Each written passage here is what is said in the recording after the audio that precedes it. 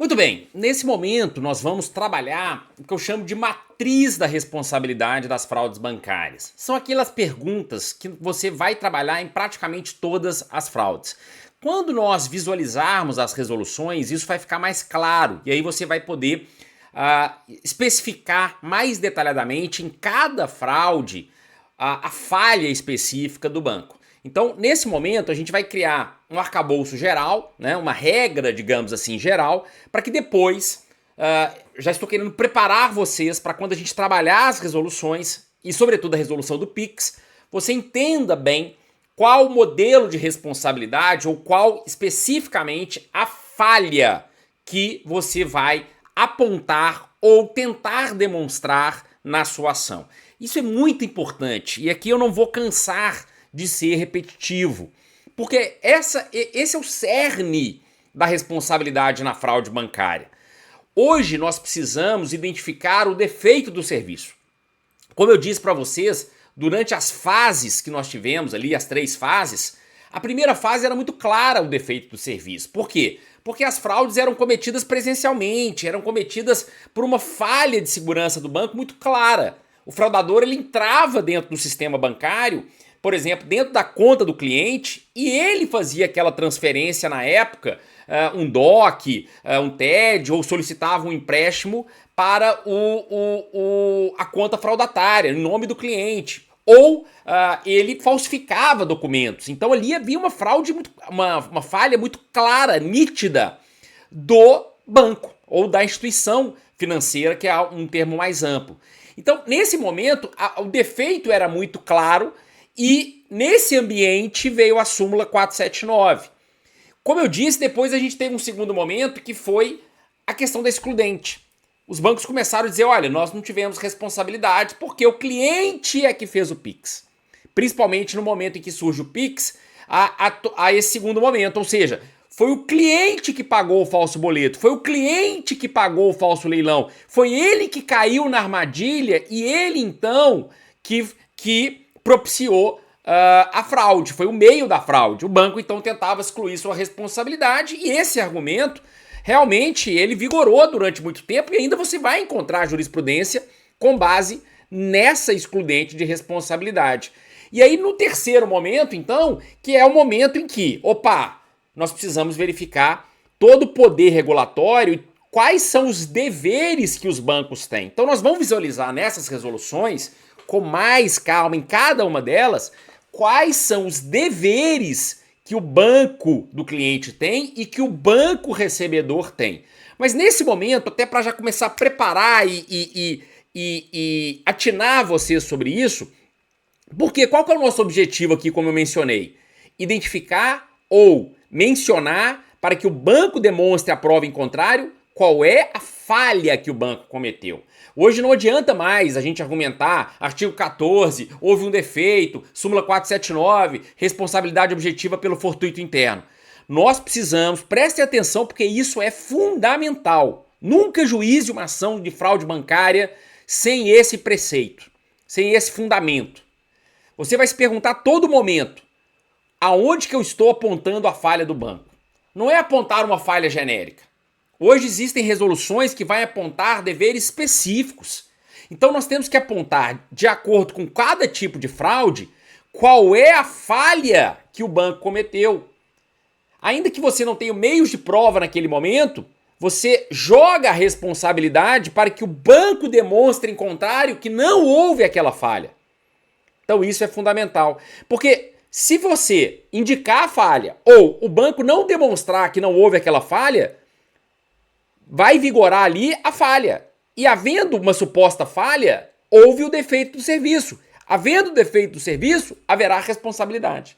Então é sobre essa ótica, sobre essa matriz é que nós vamos trabalhar todo o momento das fraudes bancárias. Por isso que vai ser importante nós trabalharmos o tipo de fraude, qual é a fraude que está ocorrendo e qual a regulação sobre aquele tipo de fraude. Em outras palavras, quais os deveres que os bancos teriam ou têm para evitar aquele tipo de fraude especificamente. Então, de maneira geral, vamos lá para a nossa tela, o que a gente vai ter, e aqui é importante para todas as fraudes, nitidamente, quando o cliente chegar no seu escritório, quais são as perguntas que você vai se fazer? Primeiro, há uma operação atípica de acordo com o perfil do cliente? Isso nós vamos trabalhar nas resoluções. Então, mas isso já é um preceito. Ou seja, quando o seu cliente chegar, independentemente se foi ele que fez o Pix ou foi o fraudador, e aqui eu não estou entrando já em fraudes específicas, tá? Porque a gente vai ter fraude que o próprio cliente que faz o Pix. Por exemplo, o do falso advogado. É ele que é enganado e ele faz o Pix. Mas há situações menores em que o próprio estelionatário entra na conta do cliente e ele faz o Pix. Então, aqui eu não estou preocupado se é o estelionatário ou se é o cliente. Nós vamos ver que isso vai ser importante.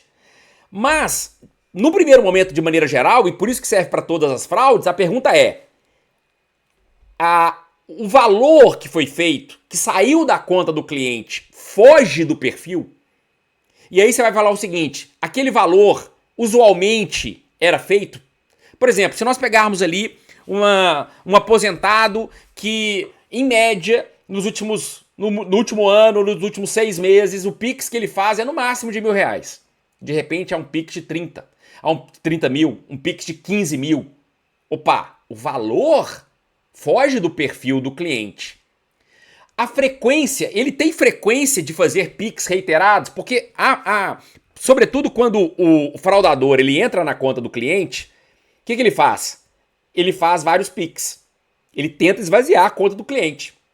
Então ele vai fazer vários Pix reiterados.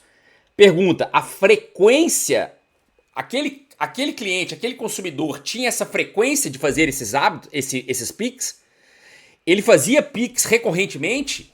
No mesmo dia era comum ele fazer 5, 6, 7 Pix? Porque existem pessoas que usam Pix assim a todo momento. Fazem pagamentos de pequenos serviços a todo momento. Então, é do perfil daquele cliente. Então, ele tem que pagar várias pessoas ao mesmo tempo por serviços, microserviços que são prestados a parcerias que são feitas para ele. Então, ele tem esse hábito. Né? Vou dar um exemplo para vocês. Eu, recentemente, eu já tinha feito isso lá atrás, mas recentemente, eu comecei a fazer tráfego, né, na internet. Para os cursos e para a comunidade que eu coordeno, vou fazer também para pós-graduação, enfim.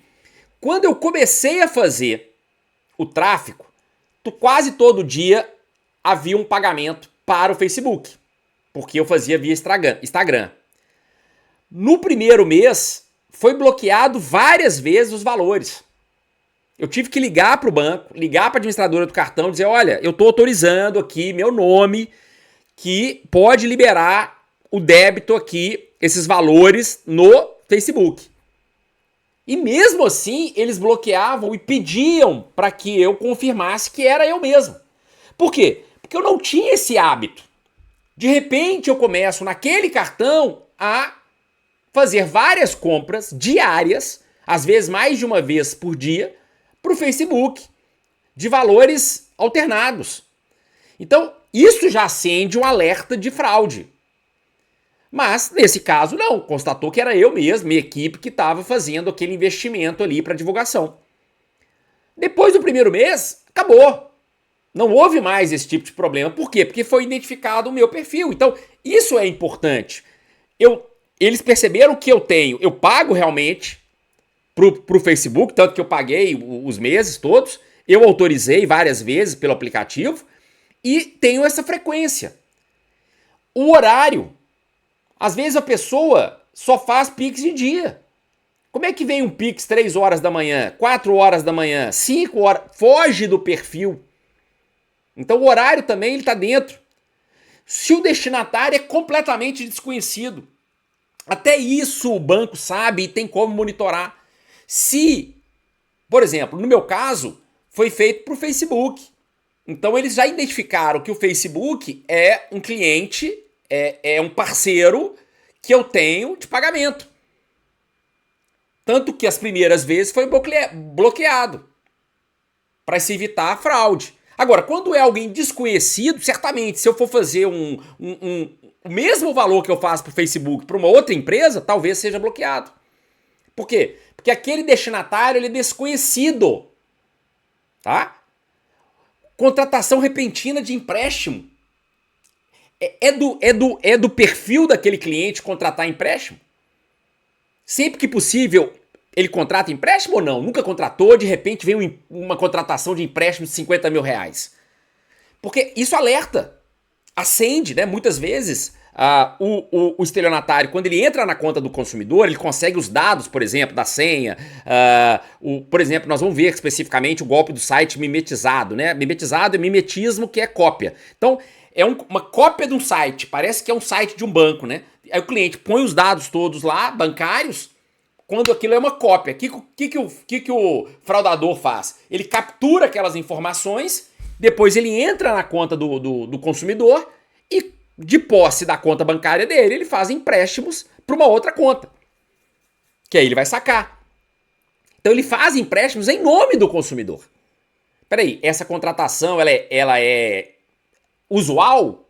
Aquele cliente tem costume de fazer contratações de empréstimo por aplicativo? Ou era a primeira vez? Perceba, então, que a operação atípica, ela sempre vai estar quando vier um cliente para você dentro do seu universo. Que a gente vai ver especificamente que há resoluções que vão amparar isso, que criam deveres específicos para as instituições financeiras e que é importante que você pontue isso na ação. Que você peça, então, através de provas que o valor, a frequência, o horário, o destinatário, ou se houve contratação de empréstimo, era usual daquele consumidor. E veja, o seu cliente tem posse do extrato. Então você pode juntar um extrato e já indicar. Falou, olha, meu cliente não faz Pix nesse valor, não faz com essa frequência, ele não faz Pix nesse horário, ou esse destinatário ele é completamente desconhecido, porque é óbvio, o dinheiro vai para quem? Para uma conta laranja ou para uma conta de um fraudador. Era a primeira vez que estava sendo feito um Pix para essa pessoa nesse valor, né? Então, você tem como ali já indicar que há uma falha, sobretudo do banco do seu cliente nesse primeiro momento, tá? Segunda pergunta que você vai se fazer, principalmente em algumas fraudes. Se a fraude ela foi feita com base em dados que eram de posse exclusiva do banco. Por quê? Várias fraudes, o primeiro gatilho, como eu já mencionei, é o gatilho da confiança. Dentro da engenharia social, a confiança ela vai ser fundamental. Por quê? Se a gente pegar, por exemplo, do falso advogado, tá? Falso advogado, primeiro ele precisa da confiança da pessoa. Porque ele está se passando pelo advogado dela. Então ali, se a pessoa tem dúvida se é ou não, ela não vai fazer o Pix. Porque quem faz o Pix do falso advogado é a própria pessoa. Porque ela acredita veementemente que é o advogado dela e que está dizendo que ela precisa fazer um pagamento para liberar outro valor que ela ganhou na justiça. Perceba que a confiança aqui ela é fundamental. Quando a gente pega, por exemplo, o falso gerente, né? Então o falso gerente liga para o consumidor dizendo que a conta dele foi bloqueada ou que há uma suposta invasão da conta dele e que precisa, então, fazer alguns procedimentos. E ali há vários tipos de fraudes, desde o consumidor dar os dados, clicar em link para poder colocar dados. E aí, o que o fraudador quer nesse aspecto, falso gerente? Capturar dados do consumidor para que depois ele entre na conta e faça Pix, faça empréstimos, etc. A grande questão é, para ganhar a confiança do consumidor, foram dados informações a ele que eram de posse exclusiva do banco? Porque se sim, houve supostamente vazamento de dados. E aí a gente vai ver que há resoluções que vão amparar o vazamento de dados, de segurança dos procedimentos e que não poderiam ter sido vazados dados. Há várias jurisprudências que vão amparar e vão responsabilizar bancos porque o banco não demonstrou que não houve vazamento. Porque aquelas informações ali que foram demonstradas no processo indicam que se o falso gerente conseguiu a confiança do cliente porque ele disse, por exemplo, que qual era o limite disponível da conta dele, qual é o histórico de compras, o que o consumidor tinha comprado, qual eram os dados da conta, informações cadastrais internas que só o banco tem, os dados dos contratos que o consumidor celebrou e que estão lá dentro do banco, enfim, coisas que são muito internas do banco. Claro que número da conta, agência, isso todo mundo tem hoje, basta você procurar na internet, mas dados cadastrais internos, históricos de quais compras o consumidor teve, peraí, o fraudador conseguiu essas informações de algum lugar, e se conseguiu de algum lugar, não importa onde, houve primeiro o vazamento do banco. Então aqui, na verdade, você tem como responsabilizar, veja, a falha foi no vazamento dos dados. Então, há várias jurisprudências que antes impunham, resolviam-se pela excludente de responsabilidade, dizendo, olha, consumidor, foi você que caiu no golpe do falso gerente, foi você que deu os dados livremente para o falsário. Você concedeu a senha e os dados para ele entrar na sua conta e ele realizar a operação. Então a culpa é sua, culpa excludente sua. E julgava improcedente. Peraí. Aqui não importa mais simplesmente se é o próprio consumidor que realizou. A pergunta é, para ganhar a confiança desse consumidor, foram lhe dadas informações que eram de posse exclusiva do banco? Se sim, supostamente houve vazamento de dados. E há jurisprudências que condenam o banco por esse suposto vazamento. Agora eu pergunto, se você sequer cita isso, o juiz vai julgar com base no artigo 14, com base na súmula 479 e vai falar que é excludente de responsabilidade. Perceba como é importante você sempre antenar para apontar a falha. Isso vai ser muito importante, então, nesse momento. Terceiro, a conta destinatária apresentava indícios de fraude. Isso é fundamental.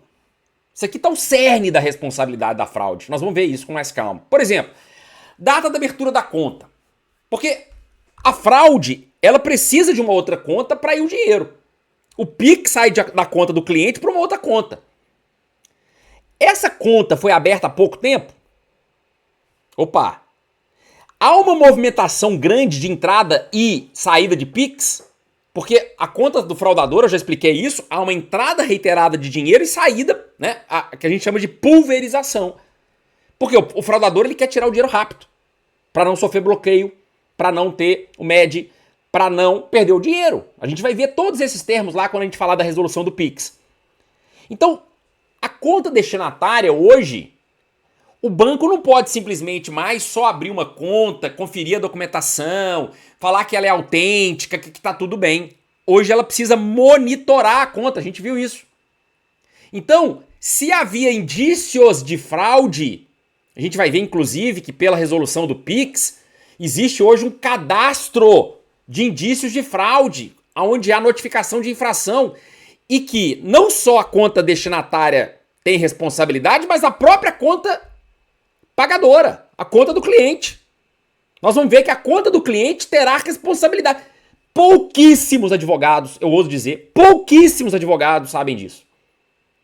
Que o banco pagador pode não efetuar o Pix, porque a conta destinatária tem indícios de fraude.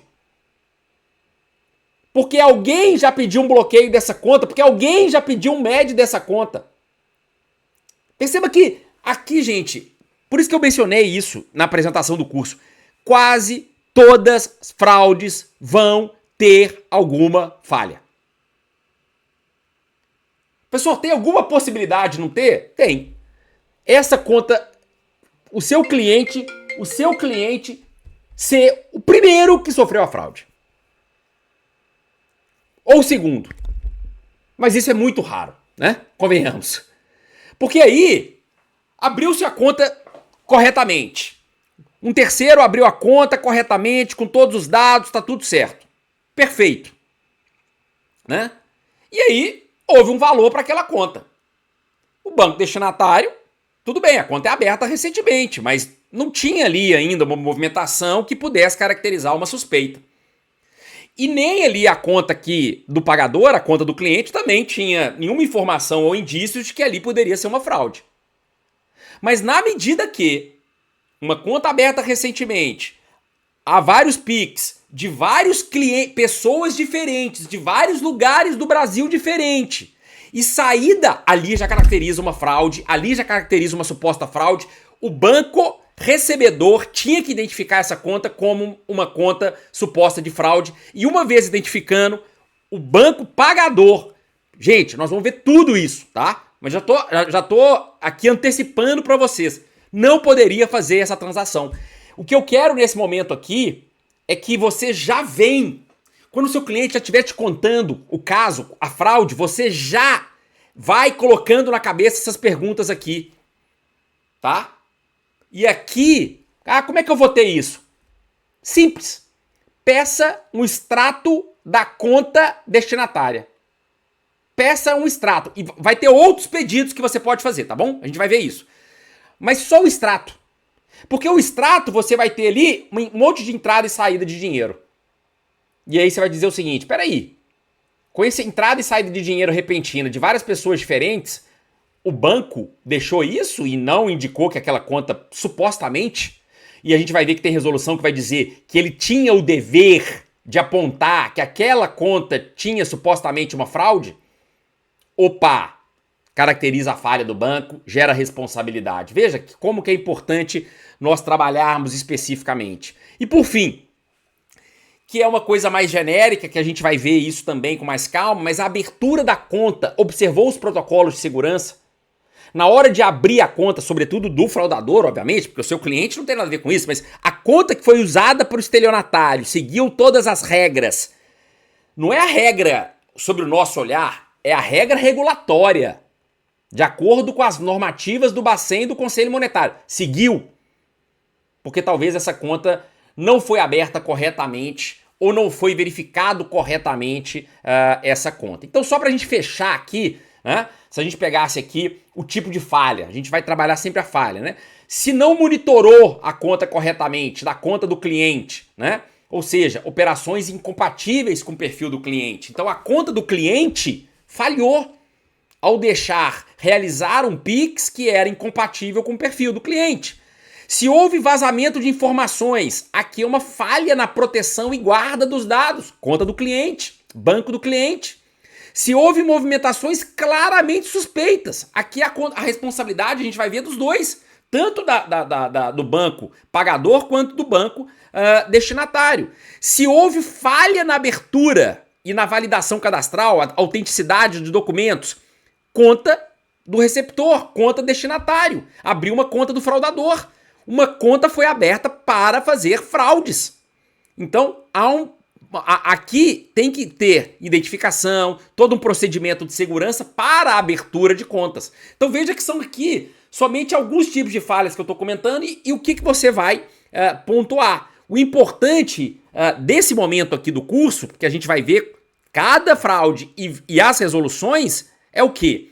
Já trabalhar com vocês essa questão de eu preciso identificar e, ainda que eu não tenha a prova está de posse do banco, da instituição, eu preciso indicar qual foi a falha para que o banco especificamente prove em contrário que não houve essa falha e, na grande maioria, se não todas, eles não conseguirão fazer essa prova e, portanto, caracteriza aí esta responsabilidade. Tá legal? Vamos seguir nosso curso. Daqui a pouco a gente vai trabalhar as fraudes, vocês vão entender melhor quando a gente trabalhar as resoluções e fazer o paralelo com cada tipo de fraude. Tá legal? Grande abraço, fiquem com Deus.